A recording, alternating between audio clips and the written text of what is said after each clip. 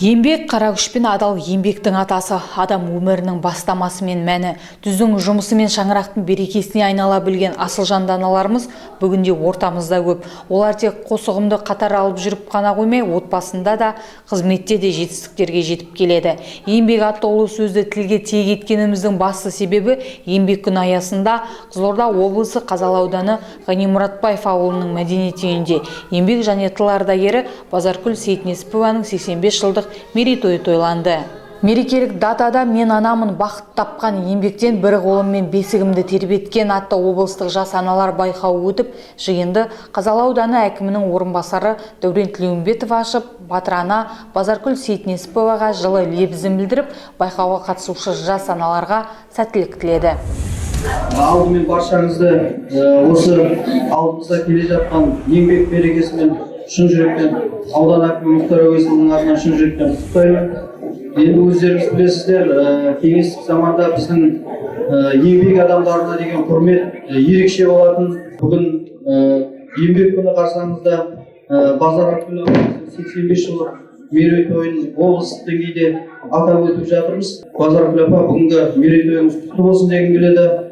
Аудан әкімі Мұхтар Әуезұлы арнайы өзіңізге лебізін білдіріп жатыр. Арнайы бізді жіберіп, Болат Әбенұлы бар.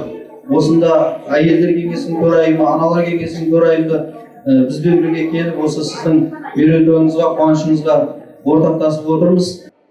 Еңбексіз жан баласы мұратқа жетіп биікке шықпайды. Ерді ер қылатын да еңбек демекші, тіршілікте бағы жанып абыройы асқақтағандардың барлығы дерлік қажырлы еңбектің арқасында биікке жеткендер. Еңбек күні аясында өткізілген жас аналар байқауының мақсаты батыр ананың еңбек жолын ұлықтау, әрі жас аналар мен бойжеткен қыздарға тәрбиелік мән мен рухани білім беру мақсатында өткізіліп, қазақ келіндерінің керемет көрінісін айқындайтын үлкен шара болды.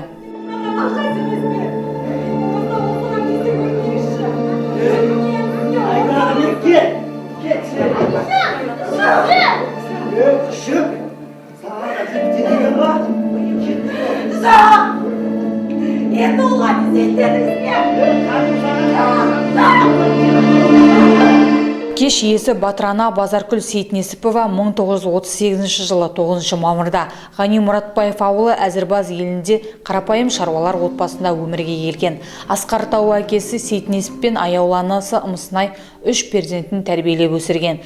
Екі ұлдың соңынан жалғыз қыз ілескеннен кейін Базаркүл әжейде еңбекке жақын болып өсіп, ер азаматтың да жұмысын алып кете берген, ер мінезді өркөкірек бойжеткен еді сол жылдары. Әке-шешесі біліммен қатар еңбекке де баулыған перзенттерін. Жылдар өте бойжеткен Базаркүл 1957 жылы өмірлік жары Жеткерген ағайды кезіктіріп шаңырақ көтереді. Жеткерген ағай екеуі дүниеге әкелген 6 баласынан 20 немере мен 16 шөбере сүйіп отыр бүгінде.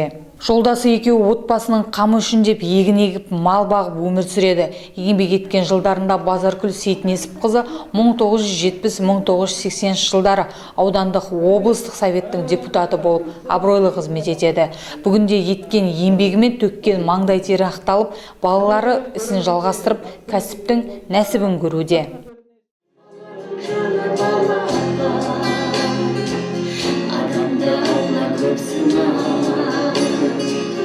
Әкенің сөзі оқшығар, анамдағы сылуада, жұмақ жақтада жоқшы. Байқауға Шиелі, Жаңақорған, Жалағаш, Сырдария, Қармақшы, Арал және Қазалы аудандарынан отбасы мен қызметті қатар ұстаған, түзде жұмыстан қол үзбеген, шаңырақта жаулықтан шашы көрінбеген инабатты да ибалы жас аналар қатысып, өз өнерлерін дүйім жұртқа паш етіп, тәрбиелік мәні бар көріністерді қойып, көрермендердің жүректеріне жол таба білді. Қатысушылар 3 кезең бойынша сынға түсіп, ең үздігі ғана бас жүлдені иеленді. Апамыз 85-ге келіп, бала шағасының алдында, елінің алдында осындай құрметке көтеріп жатқаны үшін, осы ауылдың халқына, әбеке сізге, ауылдың әкіміне, мәдениет қызметкерлеріне көптен көп рахмет айтамыз. Бәріміз де осы апамыз сияқты 85-ге келіп, осындай балаларымыздың, немере шөберелеріміздің қызығын көрсек дейміз. Алла бәрімізді соған жеткізсін, осындай тойларымыз көп болсын дейміз. Бүгін енді осы апамыздың құрметіне байланысты, әжеміздің дейміз де, шешеміздің құрметіне байланысты өткізіліп жатқан облыстық байқау енді жақсы дәрежеде өтуге естиді. Мыняға жаңа құрған, мыняға аралымыз барлығында келіп, барлық қатысушыларда жақсы өнерін көрсетті. Жалпы бұл енді өнер көрсетуден бұрын сахнаға шығып сөйлеудің өзі оңай емес. Сахнаның өзінің бір киесі болады, бірі болады, ондағы шыққаннан бері аяқ қолы қалдырайды.